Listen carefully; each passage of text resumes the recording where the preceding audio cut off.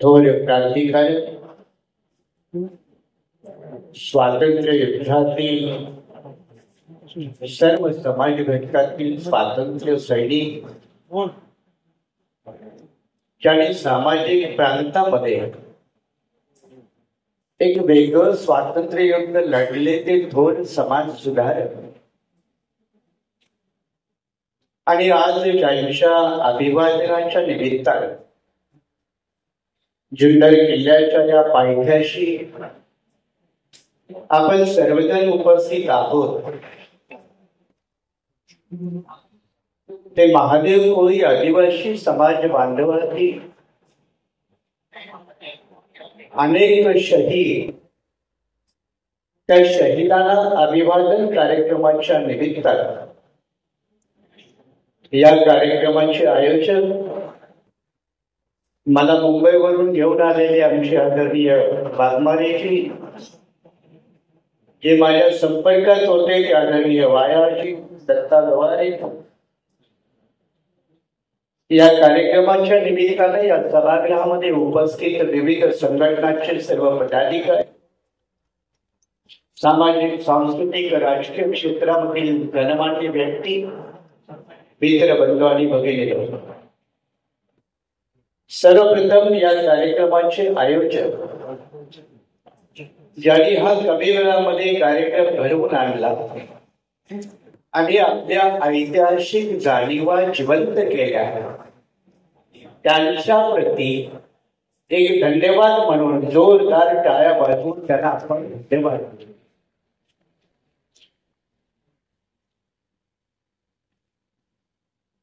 दोन गीतं झाली, प्रास्ताविक ऐकलं आणि त्या माध्यमातून बऱ्याचशा गोष्टी तुम्हाला समजल्या असतील. विशेषतः या जुन्नर मातीला, भूमीला एका वेगळ्या अर्थाने एक महत्व आहे. जुन्नर तालुका किंवा हा पट्टा जसा तो शिवरायांच्या संघर्षाचा एक भाग आहे, तसाच तो आदिवासीच्या स्वाभिमानी संघर्षाचा देखील भाग आहे. जसा तो सावित्रीबाई फुल्यांच्या कालखंडामध्ये एका वेगळ्या समाजकार्यानं व्यापलेला परिसर आहे, त्याच पद्धतीनं बौद्ध कालखंडामध्ये बुद्धिस्ट विचारधारेनं व्यापलेला हा संपूर्ण परिसर आहे. आणि अशा या परिसरामध्ये आपण जेव्हा जे शहीद झाले, हुतात्मा झाले, ज्यांनी बलिदान केलं, त्यांचं अभिवादन करण्यासाठी जेव्हा जमतो, तेव्हा आपण स्वतःला पहिला प्रश्न विचारायचा की आम्ही अभिवादन काय म्हणून करायचं, काय म्हणून अभिवादन करायचं. की आमच्या समाज बांधवांचं कधी काही राज्य होतं, या ठिकाणी प्राबल्य होतं म्हणून अभिवादन करायचं, त्यांनी बलिदान केलं म्हणून अभिवादन करायचं, की त्याच्याही पलीकडे काही विचार असला पाहिजे, काही प्रेरणा असली पाहिजे, काही जाणीव असली पाहिजे. आणि मला वाटतं ज्यांनी बलिदान केलं, ज्यांनी हौतात्म्य पत्करलं, त्यांना फक्त अभिवादन करून चालणार नाही, तर त्यांनी ज्या गोष्टीसाठी, ज्या बाबीसाठी आपलं बलिदान केलं, आपलं हौतात्म्य पत्करलं, त्या मार्गावरून आपल्याला जमेल तेवढं चालण्याचा प्रयत्न केला पाहिजे. हे खरं अभिवादन आहे, हे खरं अभिवादन. आता हे अभिवादन जर आपण आपल्या क्रांतिकारांच्या संदर्भात, महापुरुषांच्या संदर्भात जर येणाऱ्या कालखंडामध्ये आपण जर ते तेवढ्या ताकदीनं पेलू शकलो नाही किंवा पेलण्याचा विचार केला नाही, तर मात्र अभिवादन करणारे इतिहास निर्माण करत नाही, अभिवादन करणारे इतिहास निर्माण करत नाही. आणि म्हणून या कार्यक्रमाचा प्रमुख हेतू आहे की आपल्याला एक नवीन इतिहास घडवायचा असेल तर आपल्या गतकाळातील इतिहासाच्या जाणीवा जिवंत थोडक्यात असं ज्यांना इतिहास ठाऊक असतो तो नवीन इतिहास निर्माण करतात, त्या बाबीकडे आपण गंभीरपणे पाहिलं पाहिजे. जेव्हा आपण हे अभिवादन केलं, थोर मोठ्या वीरांची एक प्रचंड मोठी मालिका, तुम्ही जुन्नरच्या पट्ट्यामध्ये आहात म्हणून हे वीर पुरुष तुमच्या समोर आहे. तुम्ही विदर्भात आलात तर बाबूराव शेडमाके आहे. तुम्ही झारखंडमध्ये गेलात तर इथं वेगळे आहे. तुम्ही छत्तीसगड पट्ट्यामध्ये गेलात तर तिथे वेगळे आहे. मग हे आम्हाला ठाऊक का नाही, इथून सुरुवात होते.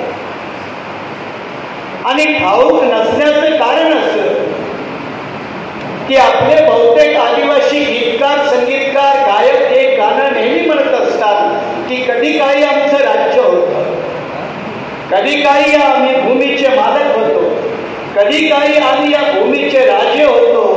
आता प्रश्न आहे, कधी काही आम्ही भूमीचे राजे होतो, कधी काही या भूमीचे आम्ही मालक होतो, कधी काही ही भूमी आमची होती, आता ती कुणाच्या ताब्यात आहे? हा विचारण्याचा प्रश्न ही नेमकी वेळ आहे. हा प्रश्न विचारण्याची वेळ का? तर ज्या आमच्या या सगळ्या क्रांतिकारकांनी म्हणा, वीरांनी म्हणा, समाजसुधारकांनी म्हणा, हौतात्म्य पत्करणाऱ्या शूरवीरांनी म्हणा, ते कशासाठी केलं होतं?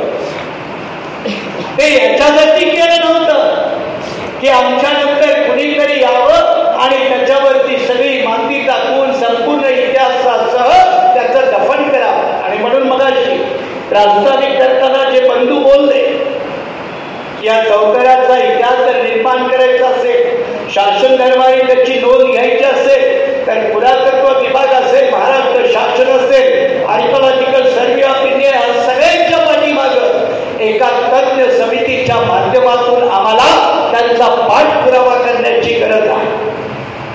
ही तज्ञ समिती नेमून मी जेव्हा काल या जुन्नरला येत होतो आणि वाटेमध्ये मग आमचे एक इतिहासतज्ञ आम्हाला भेटले, डॉक्टर गायकवाड, ज्यांना आपण ओळखत असाल, डॉक्टर लहू गायकवाड. आणि मग त्यांच्या माध्यमातून मी हे समजून घेण्याचा प्रयत्न केला.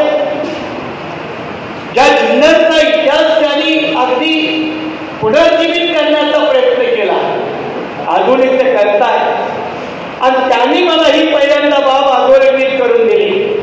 या सगळ्या पट्ट्यामध्ये महादेव कोळ्यांचं प्रचंड मोठं वर्चस्व होतं, प्रचंड मोठं प्राबल्य होतं.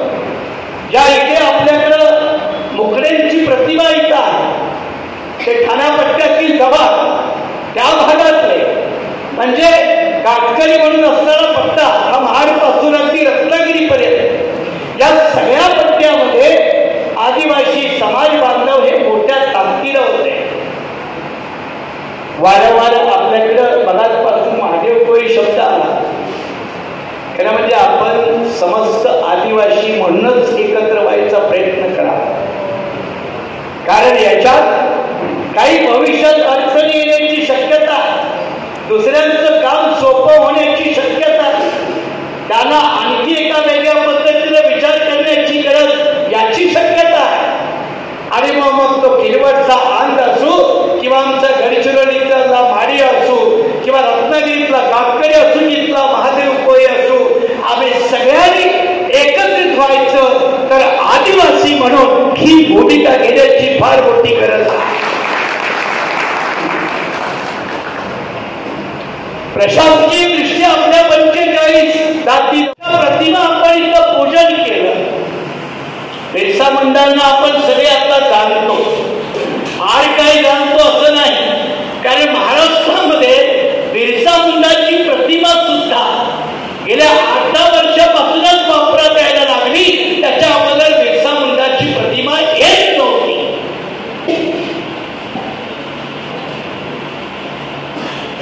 अवघ्या 25 वर्ष आयुष्य जगलेला तरुण, 25 वर्षामध्ये बिरसा मुंडा एवढ्या मोठ्या अवस्थेला जातो. म्हणजे नेमकी त्यांची उंची किती असेल, त्यांचा संघर्ष किती मोठा असेल. त्या भिडसांचा हा संघर्ष आपल्या महाराष्ट्रातल्या आदिवासीच्या घरापर्यंत पोहोचत नाही, पोहोचवणारी यंत्रणा नाही. महाराष्ट्रातल्या पाठ्यपुस्तकामध्ये बिरसा मुंडावरती किती पॅरेग्राफ आहे जरा आठवून सांगता. गुजरातमध्ये नर्सरी पासून MA पर्यंत डॉक्टर बाबासाहेब आंबेडकरांच्या वरती तुम्हाला पाठ्यपुस्तकात समावेश आहे. गुजरातमध्ये जेव्हा आंबेडकर अजून दुर्लक्षित आहे, त्या विरोधात जे जे समाज सुधारक, जे जे क्रांतिकारक उठून उभे राहिले, त्यांचा इतिहास काळाच्या पडद्याआड गेला, घातला गेला. ज्या आपण चौथऱ्यांचा सन्मानाने उल्लेख करतो तो 16व्या शतकातला, आणि 16व्या शतकामध्ये इतिहास लेखन ही विकसित झालेली प्रक्रिया नव्हती. म्हणजे इतिहास कसा लिहावा याचं काही तंत्र फार सुधारलेलं नव्हतं. आणि मग अशा अवस्थेमध्ये त्याच्या नोंदी मिळणं, त्याचे पुरावे मिळणं, त्याची छायाचित्र चित्रण मिळणं हे फार दुर्मिळ होतं. आता कोणतरी मगाशी म्हणाले आमचे बंधू, हैदराबाद गॅजेटचा फार उदो होतोय आजकाल. गॅजेट म्हणजे काय? जिल्ह्याचा दस्तावेज. तो आताही आहे.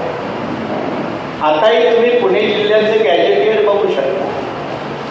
प्रत्येक जिल्ह्याचं गॅजेटियर असतं. इंग्रजांच्या काळापासून ती प्रक्रिया सुरू झाली, आताही आहे.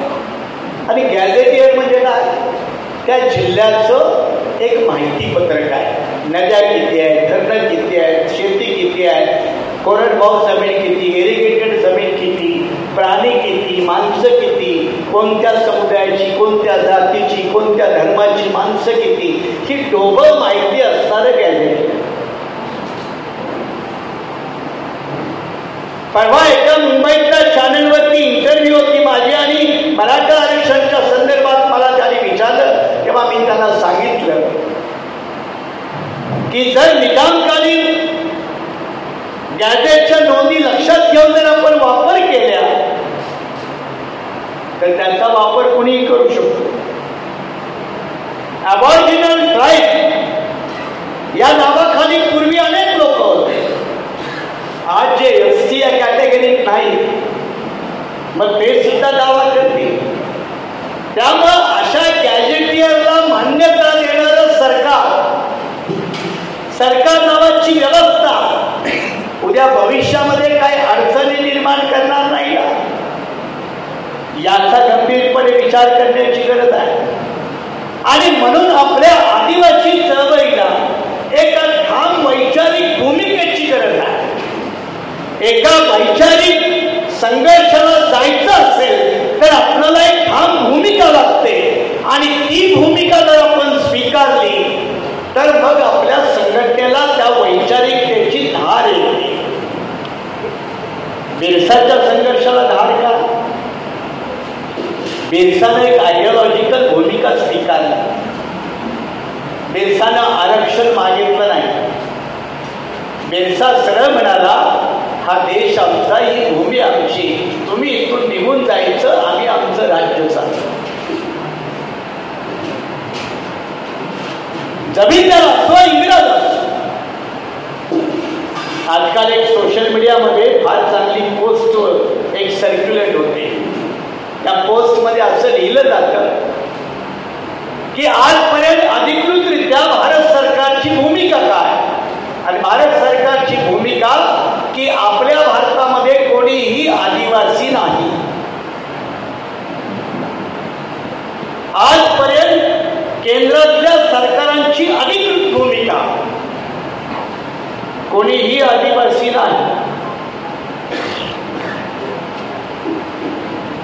कारण कोणी आदिवासी आहे असं म्हटलं तर मग बाकीचे कुठून आले हा प्रश्न आहे. आणि ते नेमके कोण?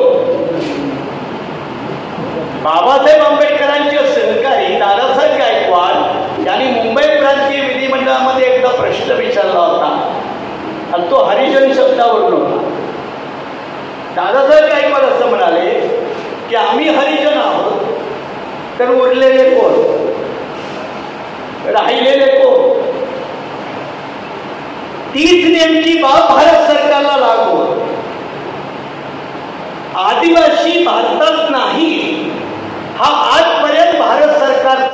त्यामुळे 9 ऑगस्ट आपण जागतिक आदिवासी दिवस साजरा करतो सगळे. त्या दिवशी आपल्या भारताच्या राष्ट्रपती ज्या आदिवासी समुदायाच्या आहेत त्या सुद्धा तुम्हाला शुभेच्छा द्यायची हिंमत नाही करत. त्यांचं वर्चस्व आम्ही काय म्हणून म्हणावं हा तार्किक प्रश्न आहे. त्यांना आम्ही आमच्या अंगा खांद्यावरती घेऊन काय म्हणून नाचावं हा चळवळीचा प्रश्न. आणि हे ज्यांना समजत नाही ते ना स्वतःच्या संघटना निर्माण करतात ना स्वतःची ताकद निर्माण करतात. आणि ज्याच्याकडे ताकद नाही त्याला कोणीही विचारत. देशभरामध्ये आदिवासी 8-9% पण एक झारखंड सोडलं तर आदिवासी शक्ती पॉवर म्हणून आपल्याकडे कुठेही नाही. याचा कधी आपण गांभीर्याने विचार करत नाही.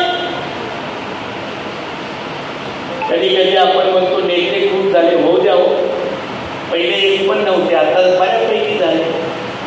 पुढच्या टप्प्यात लायक किती नालायक किती कळून येईल. आणि मजबूत आहे ते टिकतील. काय आपण एका टप्प्यातून जातो ना, एकच सगळं कसं होईल. दलितात पण भरपूर नेते आहेत की नाही, ओबीसीत पण आहेत, पण सगळेच काही सर्वमान्य आहेत का? त्यामुळे आपले आदिवासी कसं घडेल असंही काही समजू नका. आणि त्यामुळे वाईट वाटून घ्यायचं नाही की जास्त नेते जास्त संघटना आहेत. उलट मी तुम्हाला एक अधिकारवाणीनं सांगेन, जेवढ्या जेवढ्या जाणीवा तुमच्यात नवनवीन निर्माण होतील तेवढ्या संघटना जन्माला येतील, तेवढे नेते जन्माला येतील. उद्या तुमच्यापैकी कुणी जर भूमिका घेतली नाही, आपल्या आदिवासीचीच राजकीय ताकद या पुणे जिल्ह्यात या महाराष्ट्रात उभी करायची, नवीन नेतृत्व जन्माला येईल. आणि कोणी म्हणेल नाही नाही आपण त्या वाटेनं कधीच जायचं नाही, आपण प्रस्थापितांनाच आपल्या खांद्यावरती घेऊन वाहत राहायचं. हा मतभेद राहतो आणि या मतभेदाचे परिणाम म्हणून जसं भारत सरकारनं आदिवासीला नाकारलं तसं जगाच्या विचारपीठावरती केंद्र सरकार कुणाचे असू द्या त्यांनी जातीच्या प्रश्नावर बाहेरच्या देशांना हात घालून दिला. त्यांना काय म्हणाले? त्यांना म्हणाले जात आमची अंतर्गत बाब आहे, तुम्ही त्याच्यात हस्तक्षेप करायचा नाही. एका बाजूला आदिवासी कुणी नाही. 2011 सुप्रीम कोर्टात एक जजमेंट आलं.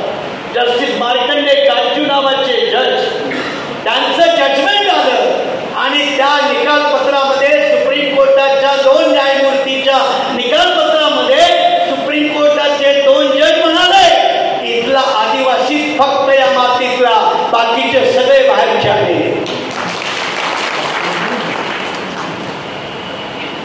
सुप्रीम कोर्टाने एका निकालपत्रात मांडलं.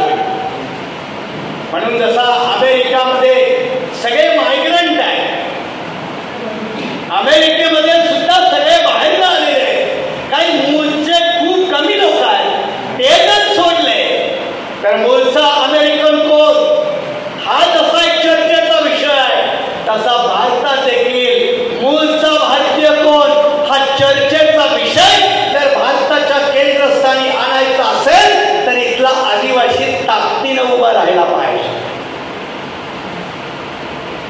तो ताकदीनं उभं राहू नये ही बऱ्याच जणांची इच्छा आकांक्षा असते. उदाहरण आपल्या जुन्नर पट्ट्यामध्ये पेसा गावं भरपूर आहे, खूप गाव आहे. पेसा कायदा बनला 96ला. कायदा लागू करण्याचे नियम कधी आले? 2001 नंतर 14 किती वर्षानंतर आले? मध्ये आदिवासी मुवमेंट आणि आदिवासी राजकारण टिकवण्यामध्ये जयपाल मुंडांचं मोठं ऐतिहासिक योगदान आहे. एखादा जयपाल मुंडा झारखंड सारख्या, बिहार सारख्या प्रांतामध्ये आदिवासी मुवमेंट उभी करतो, राजकारण उभं करतो. आपल्या महाराष्ट्रामध्ये, आपल्या पुणे जिल्ह्यामध्ये, आपल्या विदर्भातल्या आदिवासी पट्ट्यामध्ये, गडचिरोली सारख्या जिल्ह्यामध्ये ज्या ठिकाणी तिन्हीच्या तिन्ही विधानसभेच्या जागा राखीव आहेत आदिवासीसाठी, ही जी चेतना, ही चेतना आमच्यात नसल्यावर राज्यघटनेनं खूप दिलं 5वी आणि 6वी सूची, ज्याचा आम्ही कधीच अभ्यास करत नाही, मांडणारेही कधीच मांडत नाही. आणि घटनेच्या 5व्या आणि 6व्या सूची अंतर्गत जे आदिवासी स्वराज्य किंवा आदिवासींना स्वतंत्र राज्य पद्धती चालवण्याचा अधिकार आहे, आपल्याकडं पेसा अंतर्गत ग्रामसभाने जरी अधिकार वापरले तरी राज्यकर्ते नाराज होतात. फंड येत नाही. एका बाजूला पेसा कायद्याअंतर्गत ग्रामसभांना 100% अधिकार, तुम्ही ठरवा जंगलाचं काय करायचं, जमिनीचं काय करायचं. तुम्ही उत्तर पूर्व राज्यात जर कधी गेला, नागालँड, त्रिपुरा, मणिपूर, त्या भागाचा मी एकेकाळी बीएसपीचा प्रभारी होतो, त्या भागात जर गेला तर नागालँड, त्रिपुरा त्या भागामध्ये रस्ता बनवायचा असेल तर तिथे ट्रायबल ऑटोनॉमस हिल काउन्सिल आहे.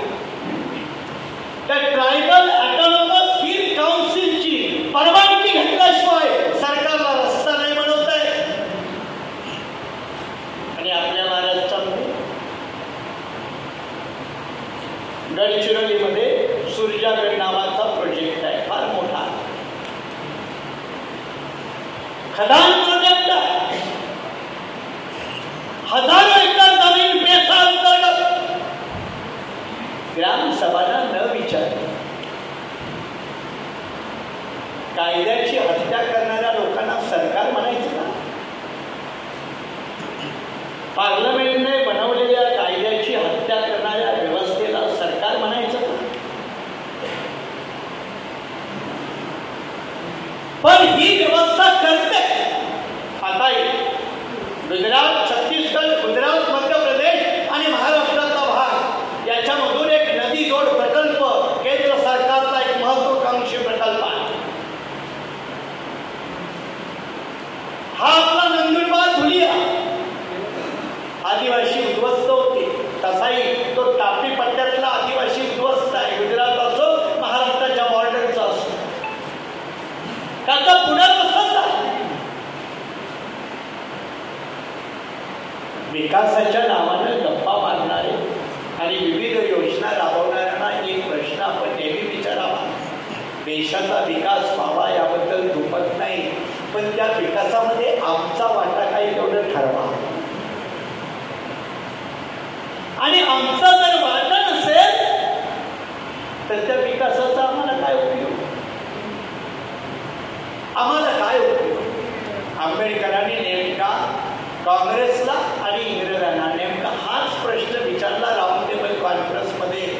स्वातंत्र्याला आमचा विरोध नाही, उलट स्वातंत्र्य म्हणाल तर आम्ही येतो तुमच्या बरोबर, पण स्वातंत्र्य मिळाल्यानंतर पुन्हा आम्हाला तुम्ही गाव कुसाबाहेर ठेवणार असाल तर त्या स्वातंत्र्याचा आम्हाला उपयोग काय? हीच भूमिका आज आदिवासीला घेण्याची गरज आहे. विकास हवा सगळ्यांचा, त्याच्यासाठी नदी, धरणं, रोड, रस्ते आलं, पण तुमचा विकास आणि आमचा विनाश हे आम्हाला मान्य नाही. हे ठासून सांगता आलं पाहिजे. आणि हे ठासून कोण सांगेल? महाराष्ट्रात आपले रिझर्व्ह जागेचे 25 आमदार, दलित 29 आहे, एसटीचे 25 आहे, दलितांचे 4 खासदार आहेत, त्यांचे 3 आहे. देशातल्या लोकसभेत दलितांचे 84 आहे, आदिवासीचे 31 आहे, 47 आहे. आता मला सांगा, 47 आदिवासीचे राखीव जागेतून खासदार पार्लमेंटमध्ये आहे. महाराष्ट्रामध्ये राखीव मतदारसंघातून आदिवासी आमदार 25 आहे. लाडक्या बहिणीला पैसा कुणाचा गेला? कुणाचा गेला? समाज कल्याण खातं आणि आदिवासी विकास विभाग हे इतरांच्यासाठी करण्याचं धोरण आहे. या 2 खात्याचा निधी जेव्हा की तो निधी देण्याची घटनात्मक व्यवस्था आहे म्हणून निधी येतो. ती जर घटनात्मक व्यवस्था नसती तर तोही आला नसता. पण जो निधी येतो त्याचं 100% युटिलायझेशन नाही. इकडे आश्रमशाळा बंद पडल्या तरी चालते.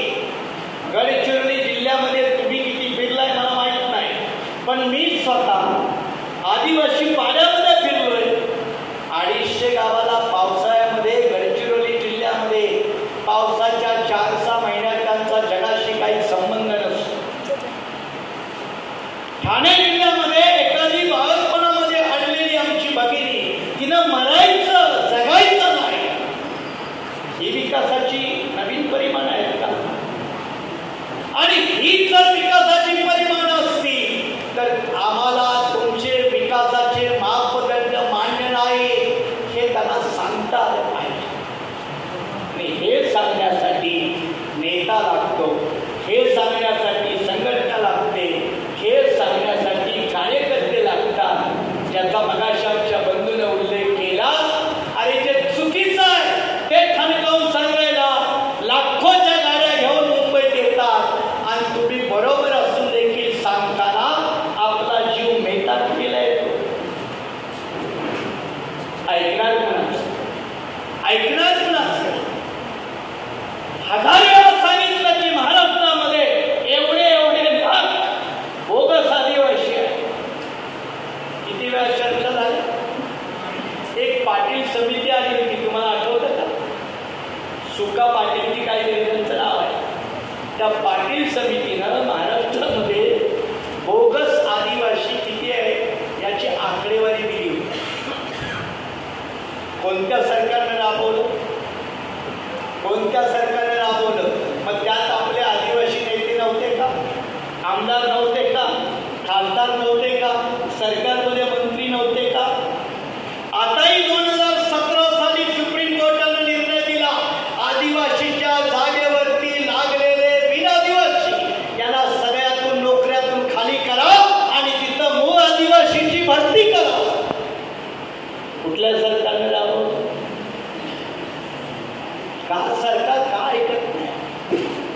सुप्रीम कोर्ट सांगतं, राज्यघटना तुम्हाला बॅकिंग देते, मग आमचं धोरण का राबवलं जात नाही? तर ज्याची ताकद नाही त्याचं सरकार ऐकत नाही. परवा बघितलं ना, ज्यांच्याकडे ताकद आहे, जिसकी लाठी उसकी, असाही चालू आहे. ते काय इतिहास जमा झाले असं काही समजायची गरज नाही. म्हणजे आम्हाला घटनात्मक अधिकार खूप आहे, संरक्षण खूप आहे. अगदी अट्रॉसिटी कायद्यापासून जमिनीचं हस्तांतरण होऊ नये या कायद्यापर्यंत. पण मगाशी उल्लेख केला, नवीन तंत्र आलं, आदिवासीच्या पोरी बरोबर लग्न करा.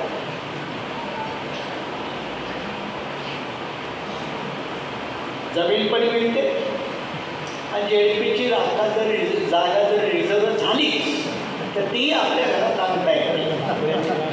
ते काय म्हणालो का?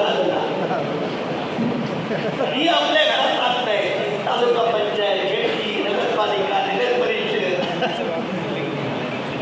ही आपल्या घरात आली पाहिजे. आमच्या असहाय्यतेचा गैरफायदा नाही का? आमच्या कमजोरपणाचा गैरफायदा नाही का?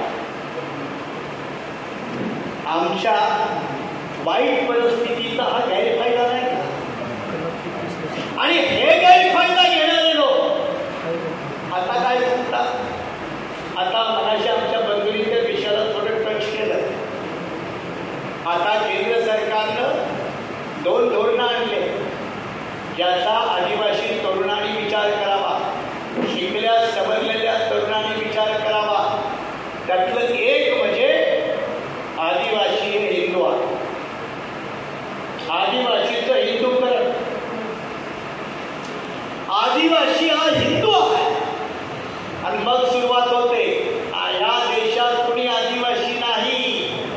तुम्ही सगळ्यांनी तुमची सर्टिफिकेट हिंदू लिहिलं की तुम्ही शत्रूचं काम सोपं करताय, आपलं काम अवघड करताय. तुम्ही आपल्या नावापुढे हिंदू लिहिलं की आदिवासी संपला. आदिवासी निसर्ग पूजक आहे. तो कोणत्या धर्माचा नाही. जरी त्याला उत्तरेमध्ये शरणा धर्म म्हटलं जातं. बिरसा मुंडाने एका वेगळ्या धर्माची परिभाषा करताना बिरसा धर्म म्हटलं. पण आदिवासी हिंदू नाही हा इतिहास उघड आहे. मग आदिवासी हा हिंदू नाही आणि इथलं सरकार मात्र आदिवासीला हिंदू बनवायला 100% ताकद लावतो. आपण हॉस्पिटलमध्ये जन्मलो तर आपली नोंद ते करतात, त्याला विचारत पण नाही आपल्याला. दाढीवाला नाही ना, मग तो हिंदू.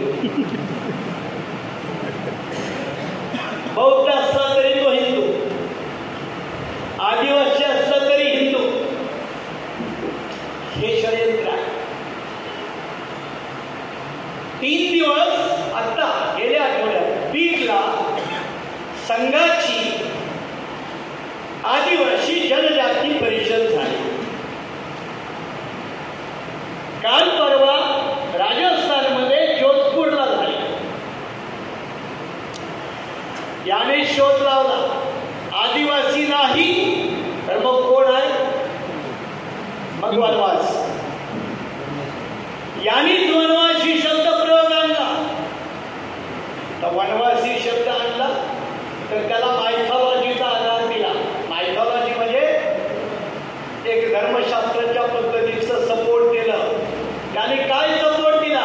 सपोर्ट असा दिला की हेच लोक आहेत जे प्रभू रामचंद्रासोबत वनवासाला गेले.